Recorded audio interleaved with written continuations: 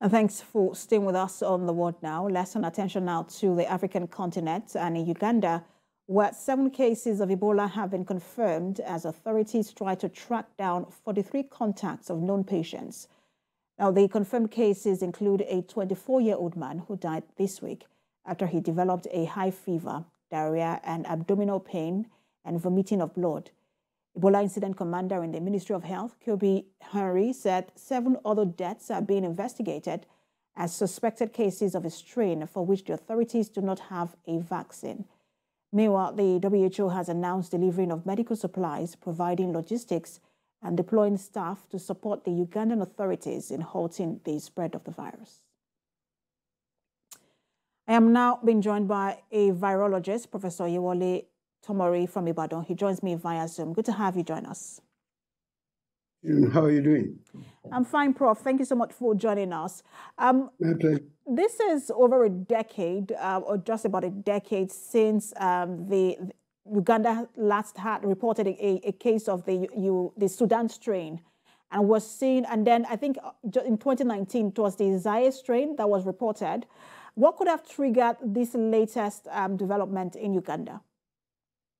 I think, as you have reported, Uganda has not actually been free of Ebola. They've been having, as you said, from Sudan, had that first in 2010. And then in 2019, some people crossed over from DR Congo into. So they're now finding, this is 2-3 years later, they're picking up new cases. And this time is Sudan type. So I think it's, again, a good measure of their own disease surveillance activity to be able to pick up these cases.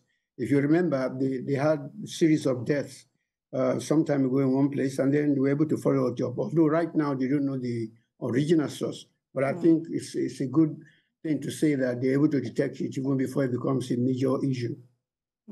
But Prof, is this an indication of how long we're going to live with all of these diseases, whether it's Ebola virus or the coronavirus?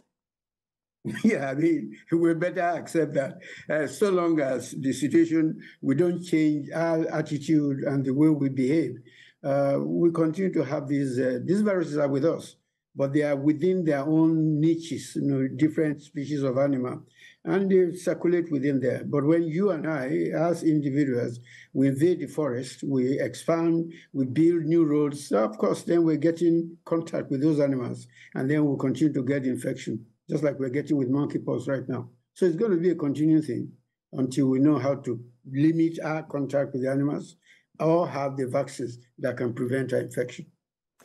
Isn't it then, and I know we're talking about Ebola, but isn't it then worrying to see that once we have, in just for the lack of a better word, because I don't want to use the word successfully managed, but it's been, once a disease has been managed, we tend to stop seeing sensitization and campaigns around that disease, and because we think that we have dealt with that. Because right now we're not seeing any more campaign concerning COVID. We're now seeing campaigns concerning monkeypox. But isn't that worrying?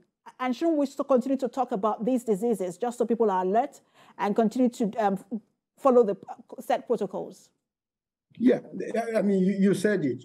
There's no holiday from disease epidemics. They're always around with us.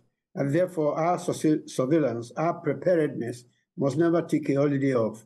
I mean, what we did, I mean, I heard Biden said COVID was over, but we know it's not. Our own country, we have also, our standing committee has become a sitting committee. We have not had anything from our own committee over COVID, for example. Now we've abandoned that. We're now focusing on monkeypox. I'm sure when there are no more cases, we forget that again. And come 2023, we'll be talking about politics. And that's also, diseases are always with us. The animals are always with us in the environment. And we must constantly remind our people that infection can come up at any time and be prepared for any eventuality. And just again to talk about Ebola, please, because one was wondering, we heard about the vaccine earlier, and now the understanding is that the vaccine doesn't work for the Sudan strain. Can you talk to us more on that? And then there was some level of excitement about that vaccine when it was first reported. Yeah, the vaccine was actually prepared against, there are 2 different kinds of Ebola virus. There's Ebola Zaire and there's Ebola Sudan. One is more vicious than the other. The Sudan is a little less severe. But then the vaccine was prepared against the Zaire one, which in a way, we don't know, there probably will be cross protection. But right now, the approval was given for the Zaire one. It has never been used. I mean, we never had too many cases of Sudan, so we don't know how it's going to work. So right now, even the approval for Sudan, Zaire, the Ebola Zaire, is not a universal approval. It's still under emergency use. So, I mean, right now, like you said, for Sudan, we don't know yet whether what is prepared will work for that. And I hope that we're staying alert as a country on all of this. I wish we could talk about that, but I'm being told my time is up. Thank you so much, Prof. Virologist, Professor Oyewale Tomori, for talking to us. Thank you.